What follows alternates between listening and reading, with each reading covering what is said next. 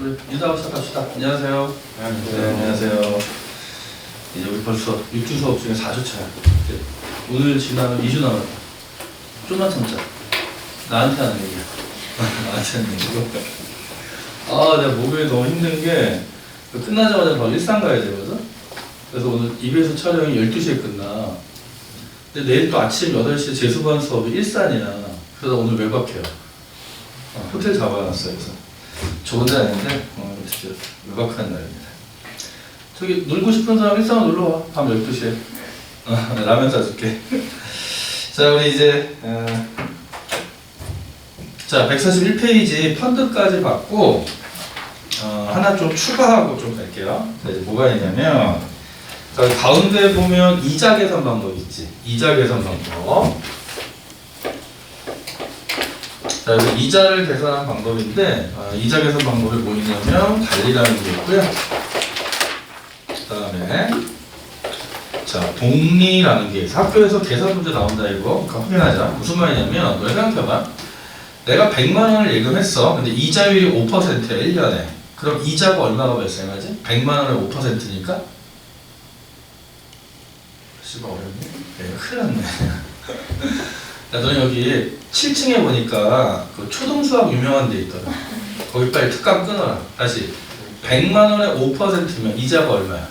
5만 원이잖아. 그치? 그러면 이렇게 원금에다가 이자율을 적용해서 이자를 계산하지. 그런데 달리와 복리의 차이는 뭐냐면 이 달리라는 놈은 이자가 붙을 때 원금에 대해서만 이자가 붙어요. 원금에 대해서. 그럼 방금 말한 것처럼 100만 원 원금에 이자율이 5%면 이자는 5만 원이지. 그런데 좀 덥지. 그치? 맞지? 더운 거 같지 지금? 덥네. 자, 복리는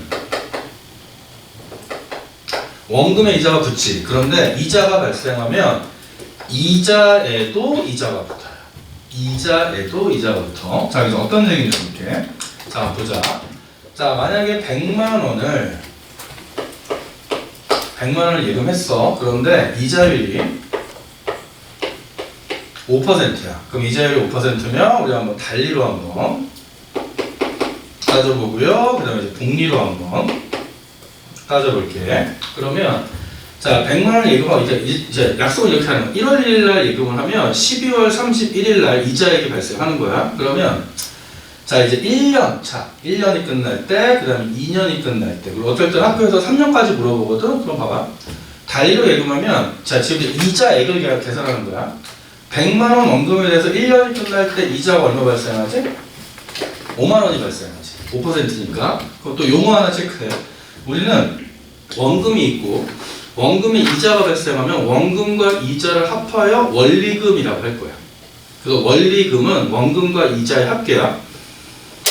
그럼 너네가 볼 때, 자, 100만 원 예금했더니 1년 끝날 때 이자가 5만 원 발생하지. 그치? 그러면 원리금은 얼마야? 105만 원이지. 그러면, 자, 또 1년이 끝나면 원금 100만 원에 대해서 또 얼마의 이자가 발생해? 5만 원의 이자가 발생하지. 그럼 2년 끝났을 때 이자 총액은 얼마야? 10만 원이지. 그럼 원리금 총액은 얼마야? 100만 원 원금에 이자가 5만 원, 5만 원에서 110만 원 되는 거죠. 그치? 자, 그럼 이제 복리 보자. 자, 복리는 자, 1년이 딱 끝나면 원금 100만 원에 대해서 이자 5%가 발생해서 이자 액수는 5만 원이 맞아. 그런데 자, 이제 1년이 또 끝나면 원금 100만 원에 5% 이자 5만 원 발생하지. 그런데 앞에서 5만 원의 이자가 발생했잖아. 그럼 또 5만 원에 5%가 붙는 거야. 그치? 그럼 5만 원의 5%는 얼마? 2,500원. 자, 그러면 이게 2년 차에 발생하는 1년 딱 끝났을 때 2년 차에 발생하는 이자 액수야. 원금에 대한 이자, 그리고 전년도에 발생한 이자에 대한 이자. 자, 그러면 이자 총액 52,500원이지. 그럼 원리금은 얼마 되겠어? 110만 2,500원이 되겠지. 그치? 자, 포인트가 이거야. 만약에 똑같은 금액에 대해서 똑같은 이자율이 적용돼도 중요한 건 자, 1년이 끝날 때까지는 이자 액수는 똑같지. 그치? 그런데 2년 차부터 달리는 원금에 대해서 이자가 붙지만 복리는 이자에 대해서 이자가 발생하기 때문에 여기부터 이제 격차가 발생하는 거지. 그럼 너네가 예금할 때는 달리가 유리해, 복리가 유리해? 복리가 유리하지. 절대 은행이 해줄까 안 해줄까? 절대 안 해주지. 그래서 계산법만 알면 돼. 계산법만. 그러면 시험도 이렇게 나와. 여기를 블랭크 A,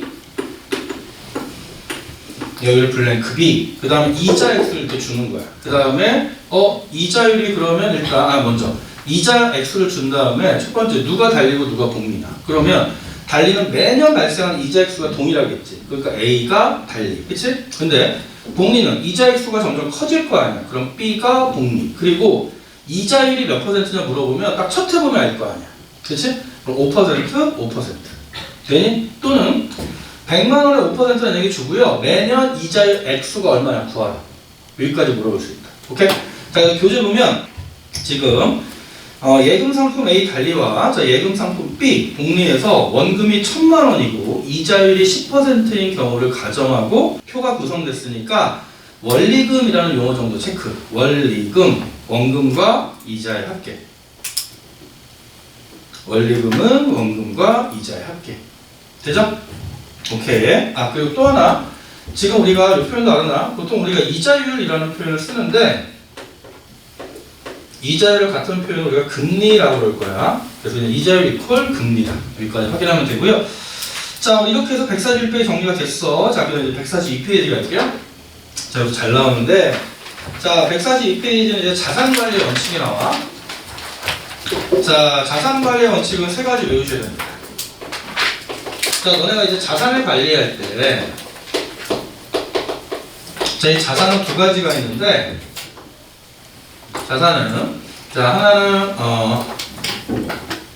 자, 금융자산이 있고요. 자, 또 하나는, 자, 실물자산이 있어. 그래서 금융자산은 그냥 들어봐. 현금, 예금, 주식, 채권이야. 현금, 예금, 주식, 채권. 그러니까 너네 부모님들이 보통 은행에 예금도 하지만 주식도 사시지. 그치? 또 채권도 살 수 있고. 그 다음에, 자, 이 실물자산 형태가 있는 거라, 실물자산은 동산, 부동산이야. 그러니까 동산은 움직이는 실물. 뭐 있어? 자동차 또는 컴퓨터 이런 것들이지, 시계. 근데 부동산은 움직이지 않는 실물이죠. 아파트, 땅. 오케이? 그래서 자산이 이렇게 있는데 우리가 보통 이런 자산에 투자한다라고 그러잖아요. 그러면 그런 자산을 투자할 때 투자의 원칙을 우리가 자산관리 원칙이라고 그러고요. 그래서 일단 투자할 때는 세 가지 원칙을 고려해야 돼. 하나는 수익성, 자, 두 번째는 안전성, 자, 세 번째는 유동성. 요거 빈칸 채우기 서술형도 잘 나오니까 꼭 정리. 안전성, 순서대로, 자, 순서대로 수익성, 두 번째는 안전성, 세 번째는 유동성. 자, 너네 이거 주의할 게, 요거 서술형으로 세 가지 쓰라고 나왔던 애들이 이거를 안정성 그럼 틀려. 안정성이 아니라 안전성이야. 오케이? 그럼 우리 수익성부터 봅시다. 자, 수익성 밑줄 칠게요. 어떤 금융상품에 원금과 이자가 보전되는 정도야. 자, 원금 밑줄, 이자 밑줄. 보전이라는 얘기는 쉽게 말해서 유지되는 정도를 얘기하는 거지. 그래서 일단 이 수익성 일반적으로 누가 제일 높냐면 예금 관련 상품이 제일 높고, 자, 그 다음에는 채권이고요. 그 다음에는 우리가 지난주에 봤던 주식이 되는 거지. 자, 그러면 예금 관련 상품이 소리 미안. 수익성 다시. 잘못 봤어. 안전성 여기 있죠? 안전성은 예금. 그 다음에 채권. 그리고 주식. 그래서 예금, 그 다음에 채권, 주식 순으로 안전성이 높은데, 우리 지난주에 했잖아요. 예금자 보호제도 기억나죠? 은행이 부도가 나도 금융기관별로 원금과 이자 합쳐서 얼마까지 보장해 준다고? 기억나? 5천만. 그렇지? 금융기관 별이야. 자, 그 다음에 두 번째 수익성 봐봐. 자, 가격 상승 밑줄, 이자 수익 밑줄. 수익성은 가격 상승 또는 이자 수익을 기대할 수 있는 정도인데, 그 수익성은 주식이 가장 높아요. 물론 쪽박 찰 수도 있지만, 그 다음에 채권, 일반적으로, 그 다음에 예금. 그럼 너네가 볼 때 일반적으로 꼴 하나, 요 수익성과 안정성은 상충돼, 충돌해, 반비례로 움직이는 거지. 수익성이 높은 자산은 일반적으로 안전성이 낮지. 그리고 반대로 안전성이 높은 자산은 수익성이 낮지. 그치? 그러니까 자산 관리의 중요한 원칙은 뭐냐면 어느 하나에 몰빵하면 안 돼. 자, 주식에 몰빵했다가 지금 주가 1년째 계속 1년 반째 쭉쭉 떨어지고 있잖아. 그래서 아마 요새 좀 집안에 좀 주식 투자하신 부모님들 계시면 집안 분위기 안 좋을걸? 또는 코인 투자한 분들도 그렇고. 그래서 부동산도 마찬가지지. 그러니까 자, 수익성과 안정성을 고려해서 어느 하나에 올인하면 안 되고 나눠서 투자해야 되지. 일부는 수익성이 높은 자산에, 또 일부는 안전성이 높은 자산에. 그래서 우리가 이렇게 나눠서 수익성과 안정성을 고려해서 이렇게 나눠서 투자하는 걸 뭐라 그러냐면 분산 투자라고 얘기해요. 분산 투자. 그래서 분산 투자는 다른 표현으로 포트폴리오 투자라고 얘기해요. 포트폴리오. 여기까지 시험 나올 수 있고. 자, 그다음 마지막 유동성까지도 고려해야 되는데, 자, 유동성은 어떤 거냐면 현금화 정도를 얘기해요.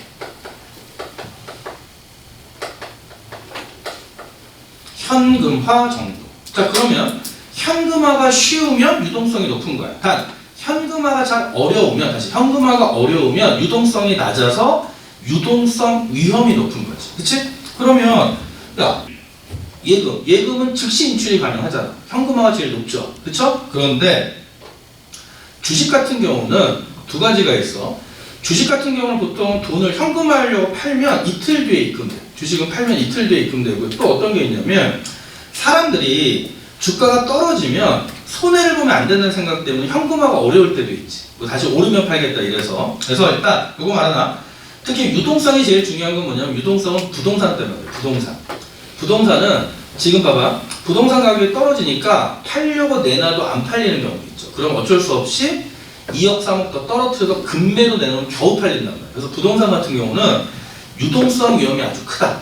부동산은 유동성 위험이 아주 크다. 그래서 결론은, 자, 자산관리 원칙은 세 가지가 있어. 자산관리 원칙은 첫 번째 수익성, 그 다음에 안전성, 그 다음에 유동성이 있는데 이 세 가지를 적절히 고려해서 나눠서 투자해야 돼. 일부 현금, 일부 예금, 일부 주식, 일부 동산, 일부 부동산, 이런 식으로. 그럼 우리가 무슨 투자라고 합니까? 분산 투자 또는 포트폴리오 투자. 되죠? 자, 그래서 자산관리 원칙 세 가지 본 겁니다. 그 다음에 금융상품의 속성을 한번 읽으면서 가자. 자, 예금과 주식 잘 봐. 안전성과 유동성은 높은 편이지만 수익성은 낮다. 자, 주식 수익성과 유동성은 높은 편이지만 원금을 잃을 수 있기 때문에 안전성은 낮은 편이죠. 그 다음에 채권은 중간이야. 항상 채권은 수익성은 중간, 그리고 안전성도 중간. 그래서 항상 채권은 일반적으로 중간에 위치했다라고 확인하면 돼요. 자, 그 다음에 자산관리 시 고려사항은요, 한번 쭉 읽어보시면 돼. 쭉 읽어보시면 되고요. 자, 합리적 자산관리 봐봐. 첫 번째 밑줄 분산 투자 포트폴리오. 분산 투자, 자, 포트폴리오. 자, 그 다음에 또 하나 너네가 좀 체크할 게 뭐가 있냐면, 자, 여기까지 봐야 돼. 자, 100 마이너스 나이. 자, 100 마이너스 나이의 법칙이라는 게 있어. 저 무슨 말이냐면, 우리가 주식 투자할 때, 우리가 투자를 할 때 주식에 투자할 수도 있지만, 근데 주식은 위험성이 너무 높잖아. 그래서 만약에 휴지 조각 때문에 쫄딱 망하잖아. 그러니까 안정적인 예금을 할 수도 있어. 그러면 100 마이너스 법칙은 뭐냐면 100에서 자신의 나이를 뺀 수치가 나오지. 그치? 그러면 그만큼을 공격적 투자를 하자는 거야. 자, 봐봐. 너네가 지금 몇 살이야? 고1이니까 16살? 16살이면 100에서 너네는 16살이면 몇 나오니? 84 나오지. 그러면 너네 총 자산의 84%를 주식에 투자해도 된다 이거야. 그럼 지금 너네 총 자산 얼마 있어? 통장에 얼마 있니? 통장 있어? 얼마 있어? 300? 그럼 너는 300? 괜찮네. 친해지자. 야, 너 엘리베이터 탈 때 힘들면 말해. 내가 업고 올라올게. 10만 원씩 줘. 야, 그럼 너는 300만 원에 대략 80% 얼마야? 38에 24, 240만 원이지. 주식 투자해도 된다 이거야. 그럼 나머지 16%는, 그러니까 이거 퍼센트야. 빼서 이거 퍼센트 붙여가지고요. 이만큼은, 이 비율만큼 공격적 투자예요. 그럼 나머지 한 16%. 그거는 좀 안정적 투자. 왜 그러냐면, 너희들은 이거 만약에 주식 쫄딱 망해도 앞으로 살아갈 날이 몇 년이야? 84년이 남았잖아. 회복가는 가능하잖아. 근데 만약에 나이가 90세야 그러면 야 90세하고 딱 집 한 채 있는데 그분이 집을 담보로 대출받아서 주식에 몰빵했어. 망하면 어떻게? 집 날라가면 노후 대비가 아예 안 되잖아. 이해돼? 그러니까 결국 젊은 애들은 좀 공격 투자를 해도 나중에 회복이 가능하지만 나이 드신 분들은 그러면 안 된다는 거야. 이해돼? 그래서 요것만 확인해요. 100 마이너스 나이의 법칙. 그럼 나는 어떻게 해야 되지? 내 몇 살이지? 얘기했나? 알려고 하지 말자. 서로 다친다. 이렇게. 그냥 올해는 38로 할게요. 왜 뭔데? 그럼 100만에 38 하면 나는 62%를 공격적 투자하면 되죠. 좀 믿자. 얘네 큰일 났네. 조심하자. 우리 옥상 열려있다. 자, 그래서 여기 100마이너스 나이의 법칙까지만 확인하면 돼. 자, 그렇게 됐고요. 자, 그 다음에 이제 143페이지에 보면 143페이지 보면 이제 생애주기별 과업이 있는데 자, 다른 거 다 몰라줘요. 뭐만 알면 되냐면 거기에 가운데 생애주기 곡선이 있죠. 가운데 있는 자, 생애주기 곡선이 시험에 나옵니다. 자, 보자. 자, 생애주기 곡선. 자, 일단 이 가정을 이렇게 할 거야. 자, 생애주기 곡선은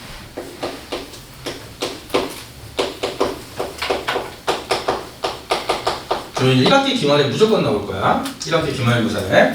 자, 생애주기 곡선이면 가정하자. 어떻게 가정하냐면 한 사람의 인생을 그래프로 표시하자는 거야. 한 사람의 인생을 자, 그래프로 표시하는데 여기 세로축을 소득 그리고 자, 소비로 표시합시다.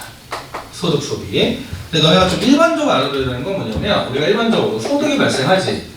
자, 그럼 소득 중에서 소비하고 남은 부분이 뭐가 되겠어?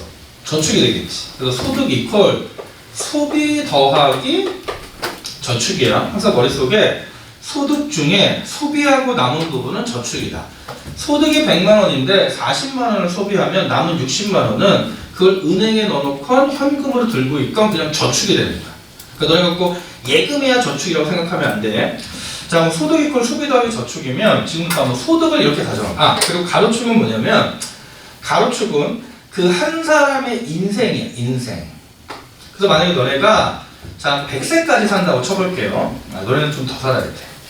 의학이 발달해서 너네는 150까지 산다고 쳐볼게요. 와 씨발 끔찍하다. 몇년 남았냐. 자, 그러면 일반적으로 봐봐. 너네 지금 소득 있어 없어? 너네 지금 소득 없지? 너 착각하면 안 돼. 너네가 지금 받은 세뱃돈은 너네 소득이 아니야. 이건 일종의 보험인 게 니네 부모님이 다른 조카들에게 이미 어릴 때 줬던 거 이제 너네가 회수하는 거야. 너네 부모님이 회수하는 거야. 그러니까 너네 자꾸 부모님이 세뱃돈 받으면 맡기라고 그러지. 그치? 그럼 그거는 절대 갈취가 아니야. 부모님이 투자한 거 지고 돌려받는 거야. 오케이? 자, 그러면 일단 자, 소득이 너네가 일단 대표적으로 보통 보면 대학 졸업하고 취업하면 소득이 발생하니까 우리가 이렇게 할게. 한 25살부터 소득이 발생한다고 쳐보자. 그래서 소득을 이렇게 가져가자고. 이렇게. 소득을 이렇게. 그럼 이 얘기는 뭐냐면 25살부터 소득이 쭉 발생을 해서 자, 예를 들어 한 50세 때 자, 소득이 최고점을 찍고 그 다음부터는 소득이 점점 줄어든다고 가정을 하자고. 가정이야. 물론 소득이 죽을 때까지 계속 늘어날 수도 있지만 임의로 이렇게 소득을 가정하고요. 그런데 자, 소비를 볼게. 너네 소비는 너네 지금 뭐 10살, 15살, 18살 소득이 없어도 소비는 계속 발생하지. 그 소비는 일반적으로 이렇게 발생한다고 보자고. 그 소비는 좀 특징이 어떤 게 있냐면 좀 어려운 표현인데 비가역성이 있어서 되돌리기가 어려워. 한번 소비 수준이 결정되면 늘면 늘었지 줄이기는 어렵다. 그래서 우리가 요거를 소비라고 한번 해보자. 가정한 거야.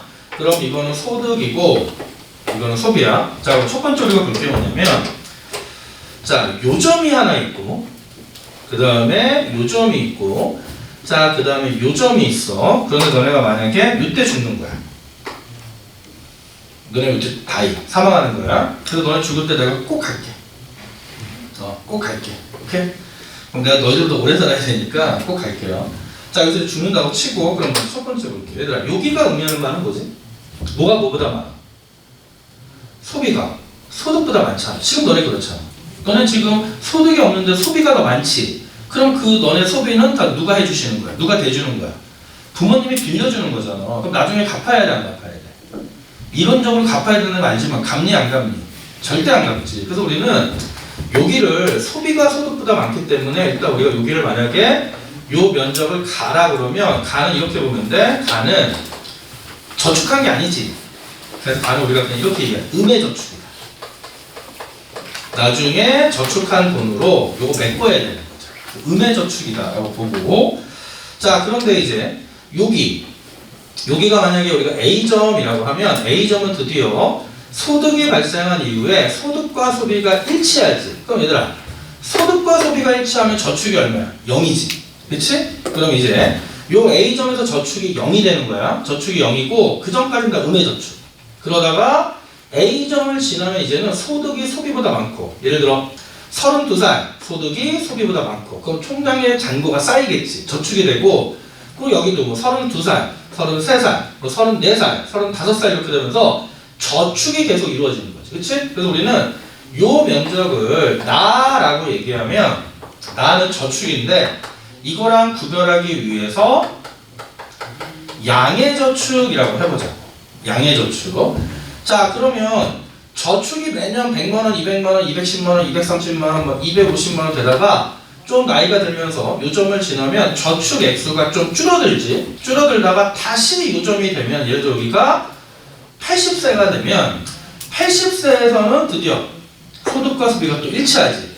그럼 이때는 저축이 0이잖아. 그치? 그래서 우리가 요 소득이 최고일 때를 B점이라고 해보고 요점을 다시 C점이라고 해보면 요점을 지나면 다시 소비가 소득보다 많아져요.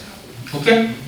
소비가 소득보다 많아서 우리가 또 요 면적을 우리가 다라고 해보면 다가 또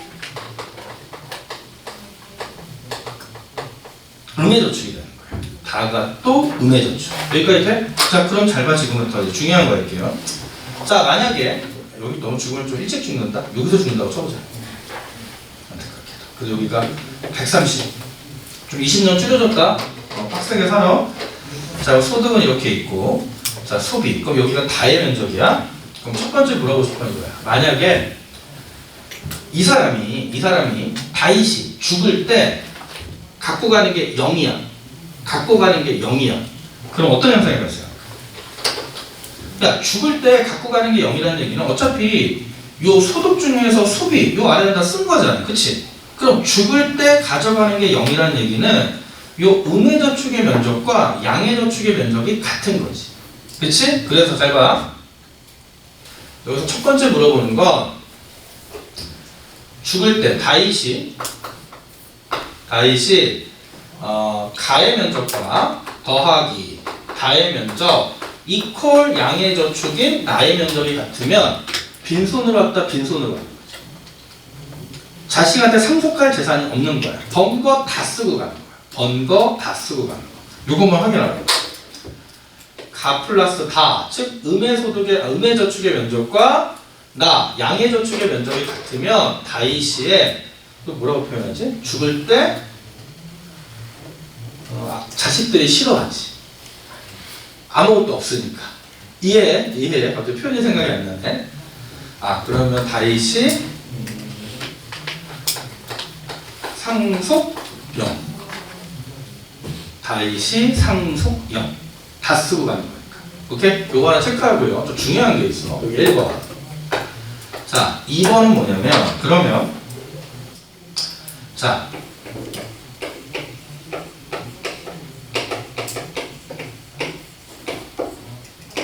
요게 시험에 잘 나와. 얘들아, 누적 저축액이 최대가 되는 시점은 어딜까? 누적 저축액이 최대가 되는 시점. 자, 내가 그냥 저축액이 아니라 누적 저축액이라고 했지. 그럼 다시 봐봐. 자, A점은 저축이 0이야. 그치? 소득과 소비가 같으니까. 근데 그 다음부터 이제 저축 액수가 생기지. 그러면 예를 들어 31살에 100만 원의 저축이 생긴 거야. 그럼 통장이 있지. 그럼 32살에는 150의 저축이 생긴 거야. 그러면 그 전년도에 100이 있고 그 다음에 150이 쌓였잖아. 그럼 계속 저축액이 발생한다는 얘기는 이 저축액이 매년 커지다가 줄어들어도 통장에는 계속 누적적으로 쌓일 거 아니야. 언제까지 쌓이냐면 시점까지 쌓이잖아. 그러다가 시점을 지나면 다시 소비가 소득보다 많아지지. 그러면 이때 저축한 돈 뺐어야 되잖아. 이게 노후 대비잖아. 그러면 누적 저축액이 최대가 되는 시점 언제야? 시가 되는 거지. 그래서 여기서 지금 그냥 저축액이 아니라 통장에 쌓이는 누적 저축액을 물어봤으니까. 오케이? 이거 잘 나온다. 누적 저축액이 최대가 되는 시점은 언제다? 시다. 그리고 시점을 지나면 다시 소비가 소득보다 많아지기 때문에 이때 쌓였던 돈 뺏은다고. 그러면 통장의 잔고는 점점 줄어들 거 아니야. 그러니까 누적 저축액 최대는 언제? 시. 돼요? 오케이. 그 다음에는 너희가 딱 볼 때 선택지 다양하게 나와. 자, 소득의 변동폭은 여기서 여기까지잖아. 그치? 소비의 변동폭은 약간씩 증가하지만 소득은 확 늘어났다 확 줄어들지. 그럼 변동폭은 누가 더 커? 소득의 변동폭이 소비의 변동폭보다 크겠지. 자, 요 정도만 물어볼 거야. 요 정도. 자, 그래서 거기 생애주기 가설 또는 생애주기 곡선 요것만 확인하시면 돼. 오케이? 자, 그리고 이제 학교에서는 아마 학기가 시작되면 선생님들이 수업 중에 자기만의 또 프린트를 주잖아. 그럼 이제 이런 거에다가 막 시사적인 이슈를 껴넣어. 그럼 방법 없어. 니네가 커버해야 돼. 그 수업 열심히 듣고. 자, 이렇게 해서 일단 테마 15까지가 정리가 된 겁니다.